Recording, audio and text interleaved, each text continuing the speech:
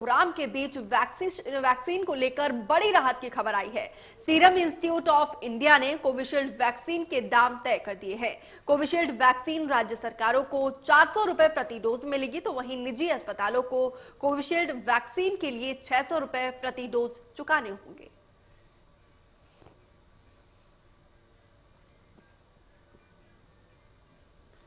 तो ये एक अच्छी खबर आई है। कोविशील्ड के दाम जो है तय हुई है। राज्य सरकारों को 400 रुपए प्रति डोज मिलेगा, तो वहीं निजी संस्थानों को, निजी अस्पतालों को 600 रुपए प्रति डोज मिलेगा। तो देश में कोरोना के बढ़ते कहर के बीच एक राहत भरी खबर आई है कि कोविशील्ड वैक्सीन की जो कीमत है वो तय की गई है। आपको बता दें कि सरकारी अस्पतालों में जब आप वैक्सीन की डोज खरीदने जाओगे तो 400 रुपए आपको भुगतान करना होगा, तो वहीं प्राइवेट अस्पतालों में 600 रुपए कीमत अदा करनी होगी।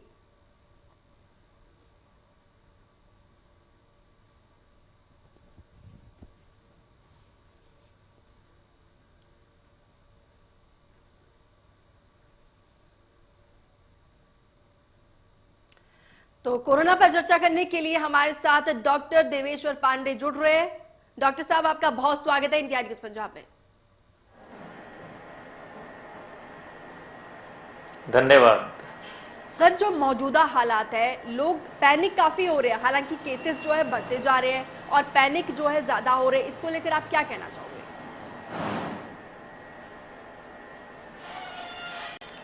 देखिए दीपिका जी, इस बारे में एग्जाम्पल दूंगा मैं आपको जी।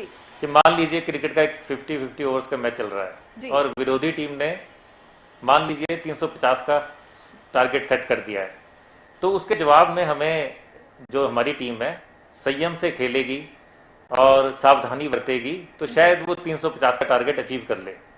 कहने का अर्थ मेरा यह है कि जिस प्रकार से कोरोना के केसेस बढ़ रहे हैं उससे हमें घबराना नहीं है, उससे हमें संयम से और सावधानी से वर्त के का चलना है।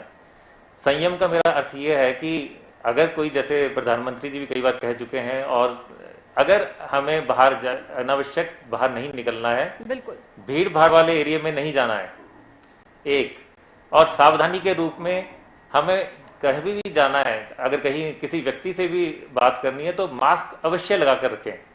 और विश्वास, चाहे आपके संबंधी हैं चाहे आपके पड़ोसी हैं, विश्वास बिल्कुल ना करें कि उसे कोरोना नहीं हो सकता। कहने का अर्थ है कि सावधानी जरा सी हटेगी तो ये दुर्घटना घटेगी।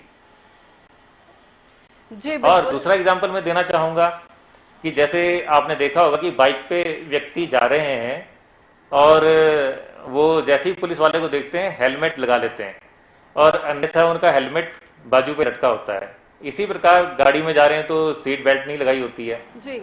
तो हमें समझना है कि हमने मास्क अपने और अपने समाज के बचाव के लिए पहनना है, ना कि किसी को दिखाने के लिए कि भाई मैंने मास्क पहन रखा है। तो अगर हम संयम और सावधानी से चलेंगे तो चाहे जितने मर्जी कोरोना का आतंक होगा, हम उस पर काबू पा लेंगे। बिल्कुल, संयम और सावधानी जो है इस वक्त हमारे पास सबसे बड़ा हथियार है। बीते दिन प्रधानमंत्री नरेंद्र मोदी ने भी यही बात कही थी कि हमें जो है धैर्य रखना जो है इस वक्त बहुत जरूरी है, लेकिन लोग जो है कहीं ना कहीं थोड़ा बहुत पैनिक हो रहे हैं। लेकिन एक बात बताइए डॉक्टर साहब, ये हमारे पास दूसरी लहर है ये, और दूसरी लहर नहीं बल्कि सुनामी बनकर आई है। लोगों का पैनिक होना कहीं ना कहीं स्वाभाविक है, लेकिन इसके बावजूद क्या लगता है सर, हम क्या प्रिपेयर नहीं थे हम दूसरी लहर के लिए? क्योंकि जो महामारी का इतिहास है उसकी दूसरी लहर जो है वो आती ही आती है, इसके बावजूद हम प्रिपेयर नहीं थे। क्या आपको लगता है इस बात का?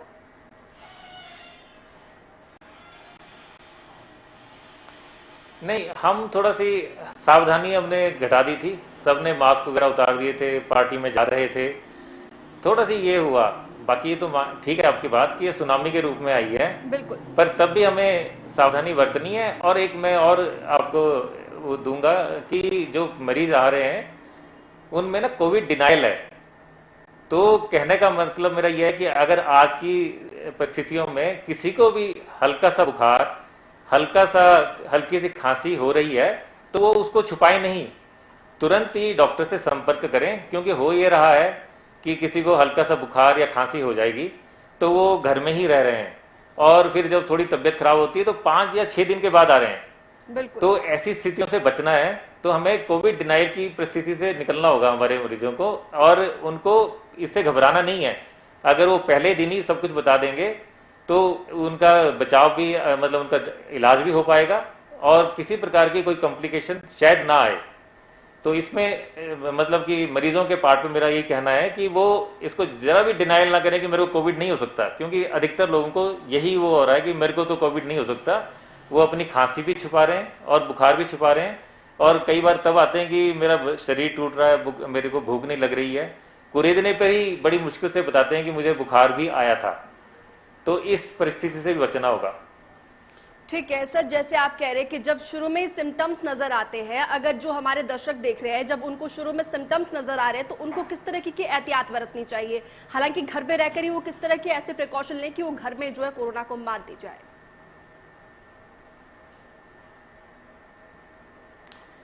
उसमें एक एहतियात तो यही है कि अगर मान लो, मैं एग्जांपल दूंगा, मेरे पास एक कोई परिवार के जैसे दो कपल को हुआ कोरोना जी, तो उनकी बेटी को 1 अप्रैल के आसपास खांसी वगैरह हुई थी। उसके बाद वो बिल्कुल ठीक रही, एक ही दिन के लिए उसको हल्का सा बुखार आया और उनको कोई 9-10 तारीख के करीब ऐसा हुआ। उन्होंने टेस्ट कराया तो कोरोना पॉजिटिव आए, ट्रीटमेंट उन्होंने ले ली, वो अब स्वस्थ भी हैं। उन्होंने अपनी बेटी का टेस्ट जो है, क्योंकि वो परिवार की थी तो बाद में जैसे हॉस्पिटल की तरफ से भी उनको हिदायत मिली होगी जी, और उन्होंने कोई 14-15 के करीब उसका टेस्ट कराया तो वो पॉजिटिव थी। कहने का अर्थ मेरा ये है कि जिस व्यक्ति को 1 तारीख को हल्का सा सिम्टम्स आए और कोई भी उसको बुखार नहीं आया, उसके बाद कोई दिक्कत नहीं आई, 14 तारीख को वो पॉजिटिव थी, तो ऐसे परिस्थितियों में क्या होता है कि पेशेंट एसिम्प्टोमेटिक हो जाते हैं, जरा सी माइल्ड सा बुखार आया जी, और वो दूसरे जो परिवार के सदस्य हैं वो थोड़ा सी लापरवाह हो जाते हैं इस मामले में। तो मेरा कहने का मतलब आज की स्थिति में आज सिर्फ यही है कि किसी पे विश्वास ना करो परिवार में भी, क्योंकि बच्चे बाहर जा ही रहे होते हैं, बिल्कुल किसी के ना किसी के थ्रू वो घर में आएगा कोरोना। तो सबको जरा सी भी बुखार हो तो अपने आप को आइसोलेट कर लें, क्योंकि इससे जिनको अगर गंभीर बीमारी होनी है या तो वो एज पर्सन होंगे उनको हो जाएगी, बच्चे तो निकल जाएंगे उससे बाहर, और यंग पॉपुलेशन में भी निकल जाएगी। दिक्कत उनको हो रही है और उसको बचाने के लिए यही है कि घर में वो जिसको भी अगर हल्का सा भी बुखार आए अपने आप को आइसोलेट कर ले और परिवार के सदस्यों में एक दूसरे से छुपाएं ना इस चीज को। सर जैसे ये कोरोना का नया इवन मोहल्ले में इसके लक्षण भी अलग अलग देखने को मिल रहे हैं, इसके लक्षण क्या है सर? और जब आप कह रहे हैं कि आइसोलेट हो जाए और आइसोलेट रहकर किस तरह की एहतियात बरते, खाने में क्या कुछ ले, संतुलित आहार में जैसे हम आप लोग डॉक्टर्स बार बार कह रहे हैं कि एक अपनी इम्यूनिटी को स्ट्रांग रखना चाहिए और एक प्रॉपर बैलेंस डाइट जो है वो लेने की बात करें, सर आप एक एक करके इसको डिटेल में बताइए जरा।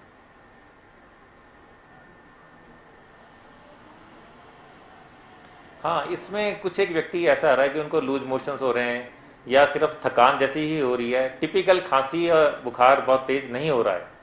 तो अधिकतर लोग कई बार मतलब कि पेट के सिम्टम्स के साथ डायरिया के साथ भी आ रहे हैं। एक तो उन लोगों को भी जैसे अगर ऐसा कुछ होता है तो वो तुरंत संपर्क कर लें डॉक्टर के साथ। जहाँ तक खाने की बात है कि संतुलित आहार ही खाएं, मतलब कि फ्रेश वेजिटेबल्स लें, उसके बाद जो जंक फूड होता है उसको अवॉइड करें, विटामिन सी, जिंक जैसे बार बार बताया जा रहा है कि वो लेते रहें जिससे आपकी इम्यूनिटी बनी रहे। और थोड़ा योग वगैरह भी करेंगे, लंग्स की एक्सरसाइजेज वगैरह करेंगे तो उससे भी आपके उसमें कोरोना से लड़ने में ताकत मिलेगी शरीर को।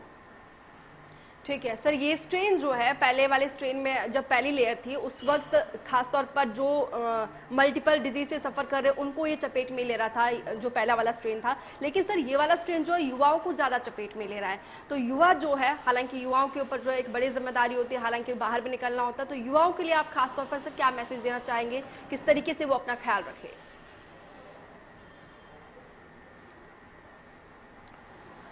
हाँ, युवाओं के लिए मैं जैसे आपको बताया कि अक्सर आपने देखा होगा कि बाइक चलाते हुए हेलमेट किनारे को लटका होता है और दुर्घटना घट जाती है, या फिर कोई पुलिस वाले को देखेंगे तो हेलमेट पहनेंगे। युवाओं से मेरा यही अनुरोध रहेगा कि वो किसी भी रूप में अगर बाहर जाते हैं कहीं सब्जी लेने या दुकान में या भीड़ भाड़ वाले एरिया में, तो कम से कम मास्क जो है, मेरे को जो लगता है आज की परिस्थितियों में मास्क ही बचाव करेगा। और मास्क मैंने अधिकतर देखा है कि लोगों के जैसे पुराने मान लो मास्क ले रखे हुए वो नाक से नीचे ही लटके होते हैं, बिल्कुल, या मुंह पे ही होते हैं। तो बहुत ज्यादा जरूरी है कि इस वक्त स्थितियां ऐसी हैं कि अपनी जैसे गाड़ी चलाते हुए कि सीट बेल्ट टाइट कर लो, कहने का मतलब मेरा मास्क टाइट कर लो, और मास्क जो है नाक के ऊपर ही रहना चाहिए और किसी भी परिस्थिति में वो नीचे ना आए, तो तब वो इस इन्फेक्शन से बच पाएंगे। आप सोच ही नहीं सकते कि किस व्यक्ति को कोरोना से पीड़ित है या नहीं है, क्योंकि एसिम्टोमेटिक हो जाते हैं पेशेंट।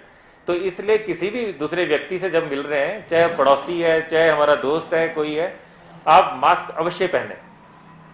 बिल्कुल सर, मास्क ही इस वक्त जो है हमारा सबसे बड़ा हथियार है। जब भी आप घर से बाहर निकले तो दर्शकों को से हम यही अपील कर रहे हैं, कोविड-19 के नियमों का जरूर पालन करें, मास्क जरूर पहने, सोशल डिस्टेंसिंग का पालन जरूर करें, हाथ लगातार धोते रहे। डॉक्टर साहब, मेरा अगला सवाल ये है, मास्क जो है कई बार क्या होता है कि हम फील्ड में होते हैं और एक मास्क को हम सर कितने समय तक हम लगा कर रख सकते हैं और उसको कितने समय में चेंज करना पड़ता है?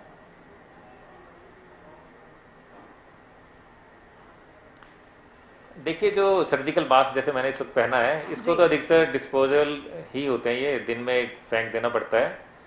और N95 जो मास्क है वो अधिकतर हम जैसे एम्स की गाइडलाइंस भी आई थी कि उसको 4 बार यूज कर सकते हैं, या फिर आजकल यूवी लाइट वगैरह हैं तो उससे आप सैनिटाइज कर सकते हैं उसको। तो मेरा ये भी वो रहेगा सुझाव कि कपड़े के मास्क के साथ वो सर्जिकल मास्क जरूर पहने। बिल्कुल बिल्कुल। और आप डबल लेयर की बात कर रहे हो, और ये दर्शकों को हम जरूर कहना चाहेंगे, जाहिर सी बात है घर से बाहर निकलना होता है तो हाँ। मास्क जो है इस वक्त सबसे बड़ा हथियार है, और डबल लेयर में पहनोगे तो आपके और अपने हाथ में जो आपके बचाव के लिए जो है मास्क ही इस वक्त जो है सबसे बड़ा हथियार है। डॉक्टर साहब, जिस हिसाब से कोरोना जो है अब बेकाबू होता जा रहा है, और क्या लगता है कि कब तक ये जो स्थिति है पटरी पर लौट आएगी?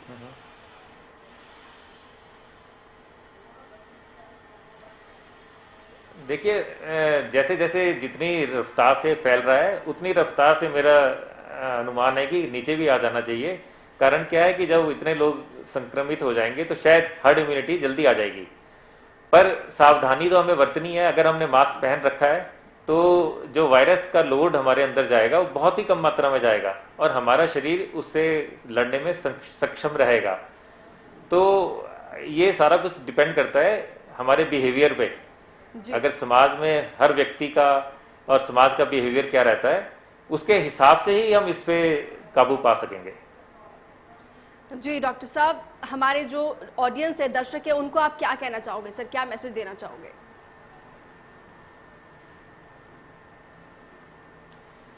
मैंने जैसे बताया कि अगर विरोधी टीम हमारे पास हमारी बॉलिंग में ढिलाई हो या उसकी वजह से एक विशाल टारगेट मान लो 350 रन का खड़ा कर देती है एक वनडे मैच में, और चाहे हमारी गलती रही हो उसमें हमारे बॉलर्स की, पर हमें उसमें धैर्य नहीं छोड़ना है। संयम से काम करते हुए और सावधानी से खेलते हुए हमारी टीम जैसे वो टारगेट अचीव कर सकती है, उसी प्रकार से अगर कोरोना इतनी भयंकर रूप से फैला है हम उस पर काबू पा लेंगे। नंबर 2, जैसे मैंने बताया आपको कि हमारा बिहेवियर कि गाड़ी ड्राइव करते हुए सीट बेल्ट नहीं या वो, तो इस वक्त हमें अपने बिहेवियर को चेंज करने की ज़रूरत है।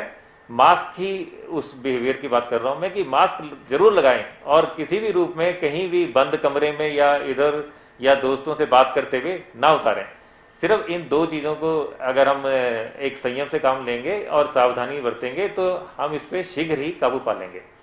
ठीक है सर, एक और बड़ी जो समस्या है पंजाब में जो देखने को मिल रही है, आजकल किसान जो है अनाज मंडियों में पहुंच रहे हैं और बड़ी संख्या में पहुंच रहे हैं, और कल की बात करें तो गुरदासपुर से जो है किसानों का कुछ जत्था जो है दिल्ली की ओर कूच कर रहा है, क्योंकि उनको आंदोलन वो अपनी अलग लड़ाई लड़ रहे हैं। पूरा देश जो है कोरोना के खिलाफ जंग लड़ रहा है, लेकिन किसानों की भी अपनी लड़ाई है और उनकी लड़ाई कहीं ना कहीं वाजिब है। लेकिन सर, किसान जो है अभी भी इस बीमारी को गंभीरता से नहीं ले रहे हैं, उनके लिए आप क्या कहना चाहोगे सर?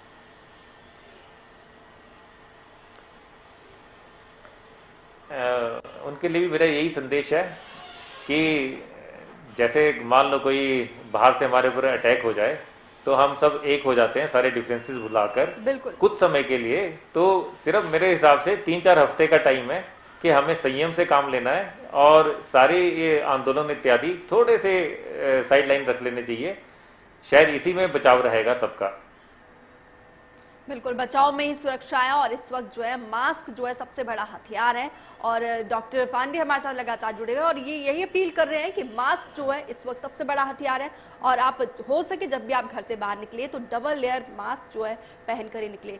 खासतौर पर सर जो गर्भवती महिलाएं, जो बुजुर्ग हैं, उनको किस तरह की एहतियात बरतने की जरूरत है और वो लोग जो मल्टीपल डिजीज से सफर कर रहे हैं?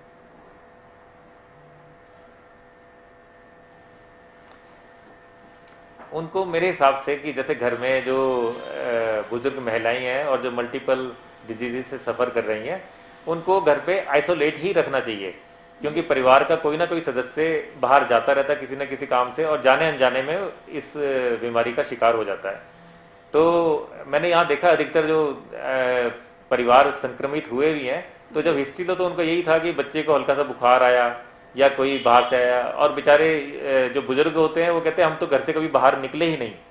तो इसलिए इसमें हम सभी की, परिवार में हर सदस्य की जिम्मेवारी है, और मोहल्ले में कह लो, शहर में कह लो, देश में कह लो, प्रांत में कह लो, हर व्यक्ति की जिम्मेवारी है कि इस बीमारी को समझें, इसके रूप को समझें और यही एहतियात बरतें कि घर में अगर हमारे बुजुर्ग हैं उनको बिल्कुल ही आइसोलेट करके रखें आज की डेट में। और जो व्यक्ति रोगों से संक्रमित हैं, विभिन्न रोगों से, तो वो भी घर में बिल्कुल ही अलग रहें। सिर्फ ये सावधानी मेरे हिसाब से 4 हफ्ते तक भी हम अगर कर लेंगे तो शायद सफल हो जाएंगे हम कई त्रासदियों से। ठीक है सर, इस कोरोना के संकट काल में लोग जो है मानसिक तौर पर भी काफी ज्यादा परेशान नजर आ रहे हैं, उनको सर आप क्या ऐसा मंत्र देना चाहोगे कि वो मेंटली अपने आप को फिट रख सके?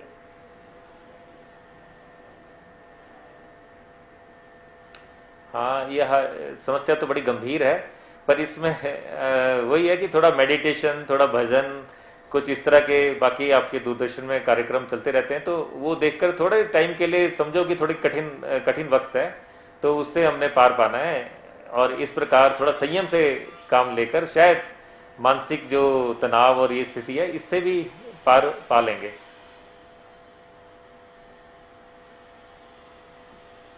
ठीक है सर। और खाने पीने के लिए सर एक बार आप फिर से बता दीजिए कि किस तरीके का जो एक संतुलित आहार है उसमें क्या खाने के लिए ऐड किया जाए और जिससे जो है वो हमेशा से जो है अपने आप को दुरुस्त और फिट रख सके, किस तरीके से अपने आप को बूस्ट अप किया जाए?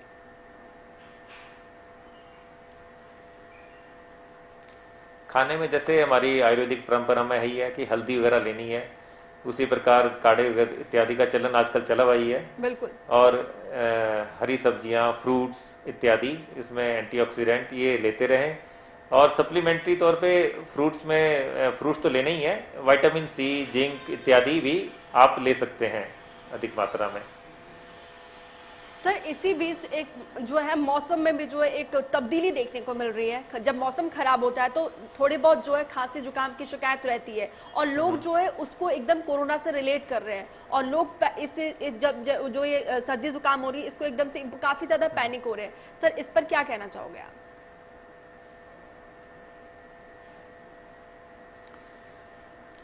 इस पे पैनिक तो वाकई हर कोई हो जाए, हम भी पैनिक हो रहे हैं, क्योंकि बेसिकली होता क्या है कि कोरोना में भी यही सिम्टम्स आने हैं। बिल्कुल। तो चलो उसमें पैनिक होने की आवश्यकता नहीं है।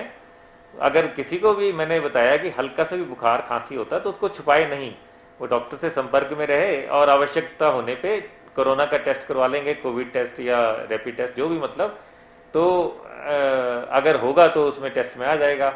और पहले ही दिन ही वो डॉक्टर के संपर्क में आ जाते हैं तो कोई स्थिति खराब हो रही है पेशेंट की तो वो भी, उस पर भी पकड़ बनी रहती है। तो पैनिक होने के बजाय वो डॉक्टर से संपर्क करें। जी बिल्कुल सर। इसमें जो मैं कह रही थी कि जो मौसम की तब्दीली होते समय जो हल्की बहुत जो सर्दी और जुकाम के सिम्टम्स है और कोरोना के सिम्टम्स भी ऐसे, सर इंदौर में कोई तो इस तरीके से होगा कि घर में लोग जो घर में ही रहते हुए लोग इस सिम्टम्स को डिटेक्ट कर पाए?